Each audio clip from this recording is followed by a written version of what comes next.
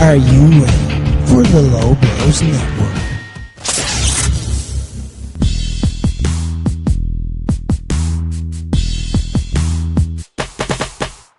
He's the face of Irish wrestling, the hottest free agent on the island, the man of 1,000 fish hooks. Your favorite wrestler's least favorite wrestler. Mr. Once a Month, 2 OTT for OTT. The highest paid male terrestrial wrestler in Ireland that's not contracted. That seems specific, but it's not. And now, he's the face of the Low Blows Network. Oh no, he's not. Oh yes he is, because you're welcome to the Spandex Pantomime with Justy. Hello and welcome back to the Spandex Pantomime with me, your host Justy. I know I said I was going for dinner, but I just gave up because I didn't realise I'd done an hour of that. So I'm back, and this might become a two-parter, which brings me on to question number one, and it comes from Flint, and it says, "Will this be a two-parter?" Probably, Flint. Probably. I've got loads of questions, but it's often the same people, so I'm going to have a look through and see if I can recognise any. Like, I don't know, all the questions are jumbled up now. Let's see. I'm supposed to start with a shite one first from Buster Mac. Will this show be on in the Gaiety? No, Buster. No. It's on the Low Blows Network with lots of other great shows. Matt Schuyler asks, if there was an Irish wrestling Big Brother, who would you put in at 10 minimum? Fucking hell, I don't know. Fun fact, I was invited to do the Big Brother auditions a few years back, myself and Sammy D. There was a few lads invited, but we were the ones that went over, and it was a great experience. I was fast tracked to the top because I had the right personality, which I found out later on. They were looking for just loud, annoying people with abrasive personalities. So, yeah, thanks. Who I put in the Big Brother? Me and all the women. No, I'd go in it. I'd put B Cool in it. He's funny. Oh, Martin Steers I'd definitely put in it because he's fucking hilarious. I put my missus in it, so I'd have something to do. I put Martina in it, so we get ratings. I don't know. You know yourselves which ones you'd put in it to be mental. Yeah, I don't know. It'd be a fun one. I'm just trying to think of people who would not get on, but everyone kind of gets on, so I don't know. And that was a late question anyways. I wasn't going to fucking answer that one. Right, let's get back to it. Oh, I've answered that one. I've answered this one. I've answered that one. From Linus, who is your favourite fan and why am I? My favourite fan is Joe Stodge, because he brought all the signs for me. But Linus, you are a close 400th, and I really like the way you slap the ring. Who else? Fuck, marry, kill with the Kings of the North. Oh wow, that's a hard one, because I want to marry all of them and kill none of them. That's the toughest. I would marry Donkey because I think he'd take the best care of me. I'd fuck Bonesaw because I think he'd be the gentlest, and I'd have to kill Corvin because he's already undead, and it wouldn't faze him because he's a vampire. That's a cop-out answer, and I am very happy that I was able to do it. By the way, like, when I'm answering these fuck, marry, kill questions, let me give you some context. It's now the morning of Contenders, and I am in the stadium part of the National Stadium, and Mass has just finished. You know, one of them gospel masses that's like all nations and the sing and stuff. A lot of fun. If I was to go for the God stuff, this would be the one I'd go for. So, but that was, yeah, I probably shouldn't be shouting the word fuck as much because there's still a lot of people coming around and clearing up after Mass. But that's it. What else have we got? There we go. If I had to describe my style, what would it be? what had been your best match and best promo? That's from Linus as well. My style, lazy. I don't know. My best match, Justy Jitsu. Best promo, I don't know. Like, I've got. There's like my favourite promos, I suppose, were the ones I done in France when I was managing Sean Maxer, and we were against Rene Dupree, and all the Thierry Henry stuff happened, and I got to come down and sing the Irish national anthem in front of the French audience. And the next year I came back and sang the French national anthem for the French audience, but I don't know any of the words, so I just replaced the words with some random French words. Like a wee baguette, fromage, madame, I'm unsure, Eiffel Tower, that kind of stuff. Or petit falou. That's how I was doing that one. So they were my favourite promos. My favourite match, I don't know. Again, like Charlie Sturlam was the easiest match I've ever had.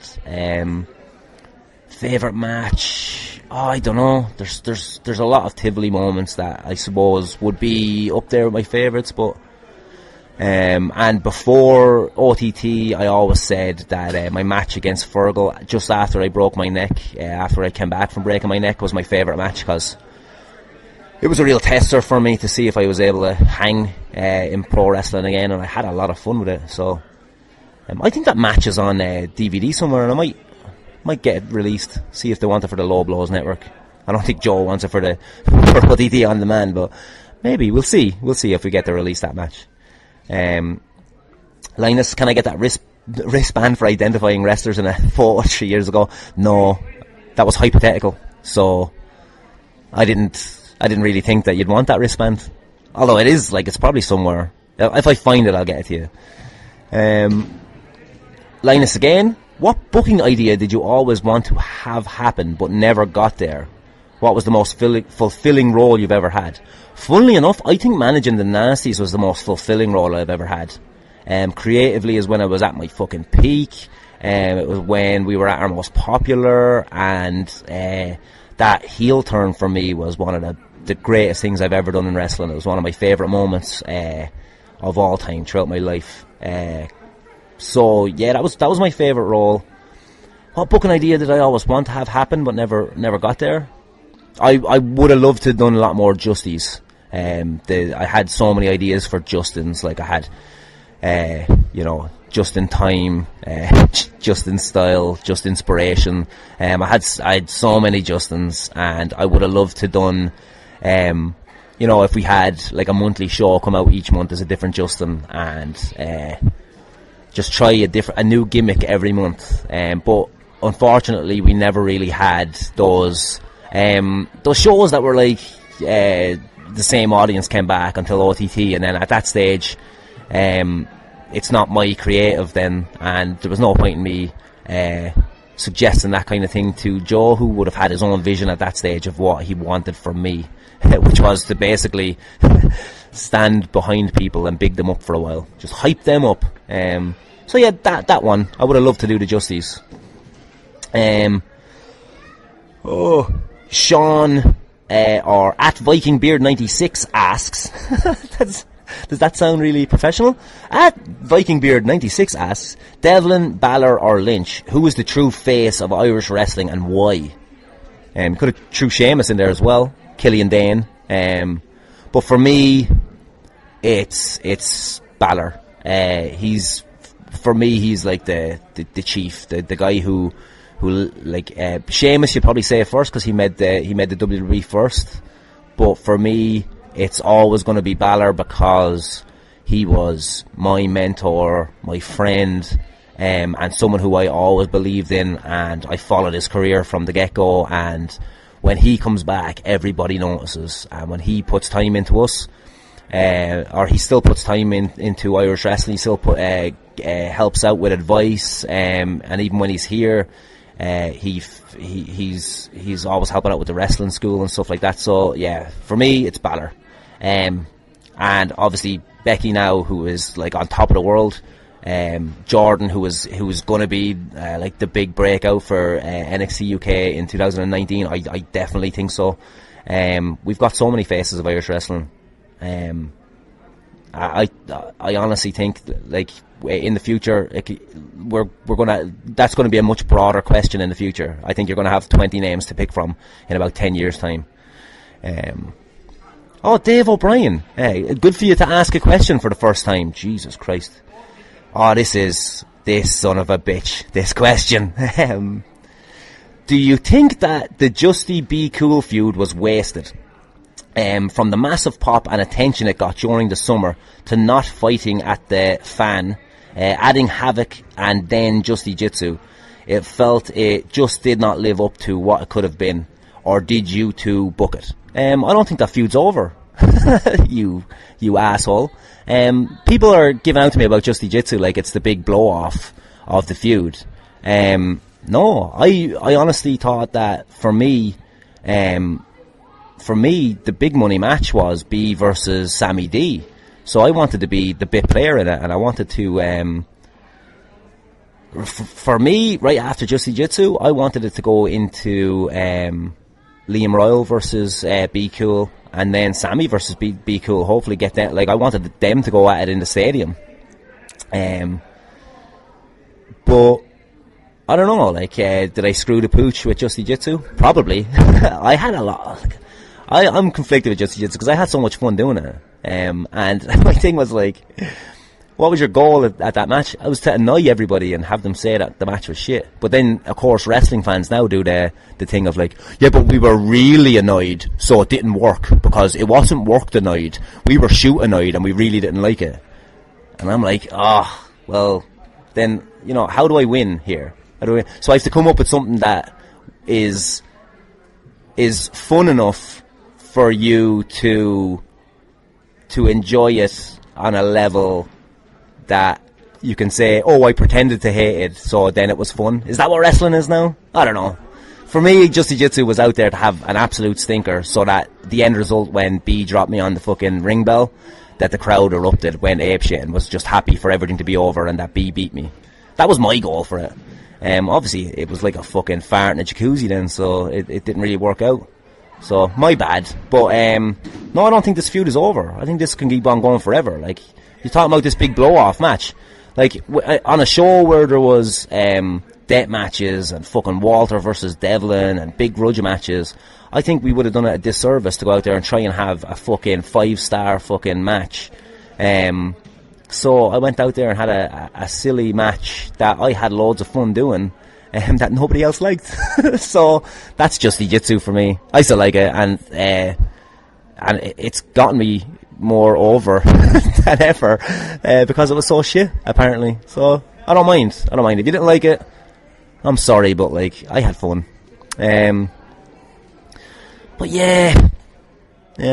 I'm hoping that feud is going to roll on to be like Be Cool versus Sammy D, because I think that's the money match. I don't think Justy versus Be Cool ever was the big money match. I think that was a stepping stone to get it to Sammy. That's the way I would want it anyways.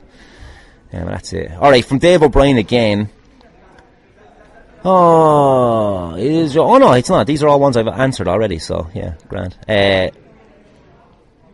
Jerry Soul asks, who's the worst Irish wrestler you've ever worked with? I don't want to out anyone who's still in, but like, people that are still in, don't mind. Neil Frenzy, the guy who we were talking about earlier, he went around telling everyone I stiffed him, which I didn't. I just hit him harder than he was used to getting hit. Sorry that we do a strong style in NWA, so I wasn't happy with that. Also, Danny Deans is someone who I thought never understood wrestling. But was he terrible? No, he wasn't. There was no comeback from that. It wasn't as if there was no comeback from his matches. He could have been good, I suppose, if he would have listened, but he never did listen. He just wanted to go and do things his own way, I suppose. Yeah, that's it. I don't want to be a fucking douchebag and call out loads of people, but I don't think those guys were overly bad wrestlers. They just didn't take direction very well, and they didn't understand wrestling as much as they could have.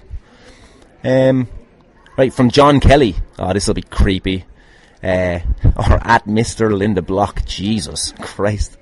Remember Dream Team? Right, he says, fuck, marry, kill. Nathan McDonough, Amy McGee, or him? Well, you're dead, right? John Kelly, you are dead. The other two are from the one with the podcast on the Low Blows Network, just to give that another plug. Right now they're doing In-Betweeners, which I mentioned earlier on. I'd fuck Amy because she has the hardware, and I'd marry Nathan because he'd order of elimination. That's why. Plus he'd probably send me some cool memes every day. Kieran Dunahee asks, any chance of Taggy McTagface coming to OTT? It's actually Taggy McTagTeamface, short of the Taggy McTagTeam. Coming to OTT, I doubt it. Taggy McTagTeam is myself and Darren Carney, where we play an old, disgruntled guy who loves to cheat and a very young, innocent person who hates to cheat. And you can pick which one. We do it in PWU and it's so much fun, and I would love to do it in OTT, but I just can't imagine there's any place for it, with More Than Hype being as popular as they are, and with me being as unpopular as I am. I can't imagine that being a wonderful. I don't think it'd be on Joe's radar. Put it that way. Dave O'Brien, asking more questions, really. Where is the best place you have been on holiday? I loved Amsterdam. An amazing place. Amazing. I loved Florida. An amazing place. Friendliest people in the world in Florida. But Australia was my favourite place I've ever gone on holiday. Specifically Tasmania. Wasn't a big fan of Sydney. Melbourne was fucking brilliant. Sydney was okay, but I went at Paddy's weekend and I was expecting a lot more. And I didn't get it. But Tasmania, I'd done 2 weeks in Tasmania when I was on that the trip to Australia, and it was fucking amazing. If I die, I want my ashes to be scattered in Tasmania, off the Stanley Nut in a town called Stanley.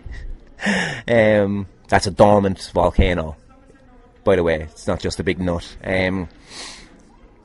Who has the better beard, you or Barry? Me. Done. Next question. That was from Dave O'Brien. Dave O'Brien, could you have taken Heidenreich in a shoe fight? Not a fucking hope. That man is massive, crazy, and he's got military fucking experience. I am pretty good at shoe fights, or I was pretty good at shoe fights, but I don't think I would have. Heidenreich would have kicked the fuck out of me. Yeah, so I'm glad it didn't escalate any further than that. Linus asks, what kind of stuff do I like to watch most? I love a good, solid TV series that'll get me drawn in. Like I'm a Game of Thrones mark. I love Sons of Anarchy, Sopranos, all that stuff. But I suppose if I was just going to plop on the television and just let the stuff let whatever's on the screen wash over me, it'd be comedy. Every day of the week, I love comedy. I study stand-up comedy. I say I study it, like I watch it and I really fucking try and find out what works. And I would love to be a stand-up comedian, but I don't have the gall for it. I don't have the bollocks for it. So I study stand-up so that I can transfer it into wrestling. But that's the kind of stuff I watch. I love a good stand-up special, and I love all kinds of comedy, sitcoms to just quirky, weird shit. Yeah, but that's it. It's mostly mainstream stuff. Whatever anyone's talking about on Twitter, I'm watching. What's the best heckle you got from a fan? Oh, I've got so many because I love the little interactions. But something that sticks out in my mind was myself, Phil Boyd and Danny Garnell were having a triple threat match in the Tap and Tin for NWA Hammerlock. And it's an audience that we kind of probably weren't used to this. Like, it's more like an OTT audience now, where they were sarcastic. You really had to work for them. So we got in and fucking we're playing up the Irish thing. So it was like two Irish guys and an English guy in a triple threat match. And we done one part of the show where we done an Irish jig, and we jigged away from each other and then met each other with a clothesline in the middle of the ring, and boom, all three of us were down in the middle of the ring. The place went deathly silent, and someone just shouted, "You stereotypical Irish bastards!" which was still makes me giggle to this day. Pop me in the middle of the ring. Yeah, it's good. The best heckle from the ring to the outside I ever heard was Donkey in France, where some French guy got up and started just fucking hitting him a tirade of abuse. And we were, after all, watching Walk Hard, the Dewey Cox story, which is one of my favourite films. And there's a great line in it, and Donkey used it to the French person where he says, "Speak English, Doc, we ain't no scientists." Another one that pops me all the time. This one comes from Phil Boyd. Oh damn, this is going to be, because he went in on me. You have to put one out of business tomorrow: Phoenix Wrestling or PWU. Who and why? Oh, that is tricky, because I'm sitting here wearing a Phoenix Wrestling hat. I love PWU. They were the first wrestling company to jump on me when I left OTT, and they saw some they saw some good in me. But I'm having loads of fun down in Phoenix, and it's probably the most fun I'm having in wrestling right now is in Phoenix. So I don't know. It's going to come down to one thing, isn't it? I'm going to have to burn Phoenix Wrestling to the ground because I get a better payday in PWU. And it's not. It's just an exchange rate. It's how I get paid in PWU. Let's just say I don't get paid in money. What? Who said that? It's blowjobs. It's not blowjobs. Let's see, what else have we got here? That's all the ones in the hashtag, I think. So maybe I might get into my DMs now, which are probably worse. Oh no, wait, there's definitely more, because Phil asked me a fucking really dodgy one. Let me see, I'm gonna get through here. I've done that one. Yeah, they're all ones I've done. Where's that Phil one? That was the best. I know he asked me a dodgy one. That's not here. He didn't delete it, did he? Anyways, I think I remember it anyways. So, because I'm just going to come out with it. It's a really embarrassing story for me, and Phil is trying his best to kill me with it. But I'm just going to come out and say it. Phil, his question was, what happened between me and Nick Aldis? Yeah. I had a promo on a show that Nick Aldis was on, and I went in on him a bit. I thought it was fun. I thought I was just trying to put over the two titles that we had, his title and my title. I say my title, the title I was going for that night. The promoter wanted me to make sure that their title, like it's PW at this stage, that their title was going to be to make a big deal about it, because a relatively unknown guy in Tim Steed in the rest of the country was the champion, so he wanted me to put over Steed, put over the title and stuff. So I kind of went in on Aldis a little bit on the promo, and yeah, he just chewed me over backstage, gave me an absolute bollocking, more or less told me that like he could ruin my career. He was asking me like, what do you want to do in this business? I told him I'm winding down and I don't really care. I wasn't smart with him. I took my chewing. I looked over his shoulder at one stage, and the promoter was looking at me, just shaking his head like sympathetically, like, sorry that this is happening, please don't go in on him. Which I was never gonna. I don't want to be a dick. So I just apologised to Nick, and he just kept grilling me. I think he went a bit too far. His ego is a bit much. He started going. He said, "I don't know what it is about you guys that think you can make fun of us body guys." I never mentioned his body once. So I think he just wanted to get in there that I was fat and he was buff. And also, I couldn't really concentrate because I didn't know what accent he had between the British accent and the faux American accent that he had. But I've no malice against Nick Aldis. He can hate me all he wants. He probably never gave me a second thought, but I lost a bit of sleep over that because I was really worried that I'd let everybody down.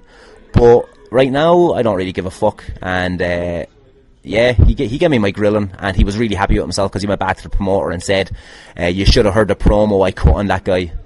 So the way I see it is, he kept calling me a Mark, but he kept saying Mark, and it was between he was saying Mark or Mark, So he was going between his English accent and his American accent, which I thought was hilarious. But yeah, he grilled me, he chewed me out of it. I probably deserved it, probably not as much as he gave, but yeah, it's over now, and I don't really care. So that's the Nick Aldis story. I'll go into my DMs. There's probably some really dodgy ones here, or maybe there's not, I don't know. There's some ones that are... Alright, here we go. Is there any Irish wrestler that acts nice in front of fans but is a dickhead backstage? Not really, like where the guy comes out and he's like, oh, he's a fucking asshole backstage, and there's no real assholes. But there is people who you'd go like, if only the fans knew what that guy is like, or what that guy does, then you'd be like, yeah, they probably wouldn't like him, or they'd go in on him. You know, like the way people are really sensitive these days, and they go in. I sometimes see people saying like, this guy is so pure and he's so cool and we need more of him, and I'm like, if you really knew that person, you'd be fucking starting a petition to get him kicked out of fucking wrestling. You know, it's the guys that put their shit on Twitter that get all the heat, but people who are 10 times worse backstage don't get any heat because no one ever sees it. So, but like, no one's a real dick. No one's a real dick, but yeah, sometimes you'd be thinking like, if only you knew, to the audience. He also said, who's the most overrated wrestler in Ireland? That's a dick question, but I'm the most overrated wrestler in Ireland, and I'm not even rated that highly. When I look at everybody who's around these days and who should still be here and who shouldn't, I shouldn't be. I'm bet to shit. But who's the most overrated? I don't know. I honestly don't know. Overrated. This kills me to hear that, because I think everyone's rated kind of like, no one's stupid. They're all rated fairly well. Who else have we got here? What have we got?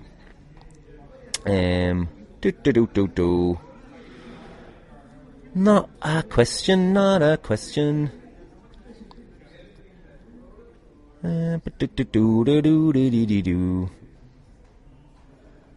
I think that's kind of... Oh, no, I've got some here. Will there be another mental health episode?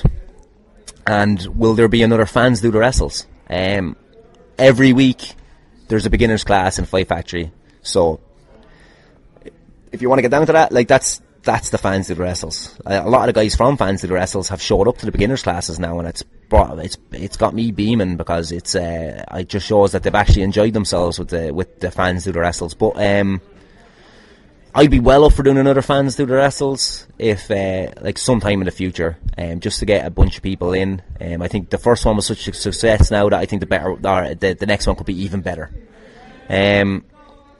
Another mental health episode, yeah, probably. Like, even this last year, I've in 2018, I had a fucking a couple of weeks where I had a fucking breakdown, and you got to keep on top of that stuff. Like, I'm struggling every fucking week with this stuff. So, yeah, I'd have no problem coming back with some more mental health stuff. I've got some inquiries from other people that talk about, they want to talk about mental health with me. So maybe we could end up doing a few more of them. Who knows? But thanks for the question. Right. Question for the pod. Does being under 5'6" make it nearly impossible to succeed at a career in wrestling? No, you fucking... No. Nothing. Wrestling is for everyone. Big, small, old, young. I've said it a million times. It doesn't matter. That's your fucking USP, your unique selling point. Being a short arse could be your thing. Jonathan Gresham is one of the best wrestlers to look at ever, and he's a little fucking pint-sized fucking squid of a man. Like, he's like, being short is actually, like, it might make you think that it could be detrimental to your career, but there's things that you can do that other people won't be able to do, and no, give it a go, get in there. Taz was short, fucking Dean Malenko was short. Some of the best wrestlers in the fucking world were short. Just give it a go. Don't fucking worry about stuff like that. This superficial stuff Like, all you need to do is get in and find where you fit in wrestling. Everybody fits in wrestling. Fucking hell. You know what I mean? Mae Young was a fucking star in the Attitude Era. She was fucking 80 years old. Sorry, I said I was going to stop cursing during my podcasts. I think that's kind of, all the... I didn't really leave that on a high note, did I? Someone else wrote something that I wanted to get. Like, they showed me a tweet that I wrote, giving out about wrestlers having tantrums and going over people's heads to bookers and stuff like that. And the question was, who was this tweet about? And it's not about one specific person. It's probably about a few people that I've heard stories about, that I've seen things happen, and it's not on for me to see that kind of stuff. You know, we're all in this together. We're all helping each other out, and we shouldn't be trying to go behind each other's backs and talk to promoters about getting one-ups, and we shouldn't be having tantrums because matches aren't going our way.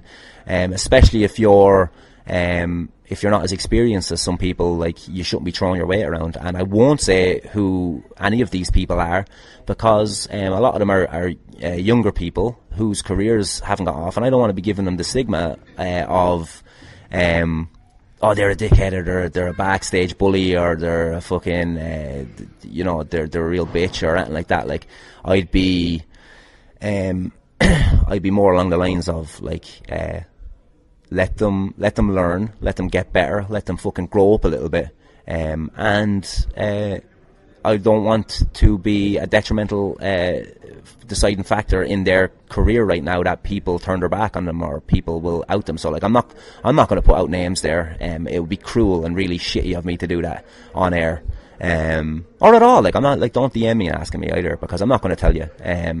So hopefully the people who have, and again, they don't have attitude problems, they just got, like, slight little,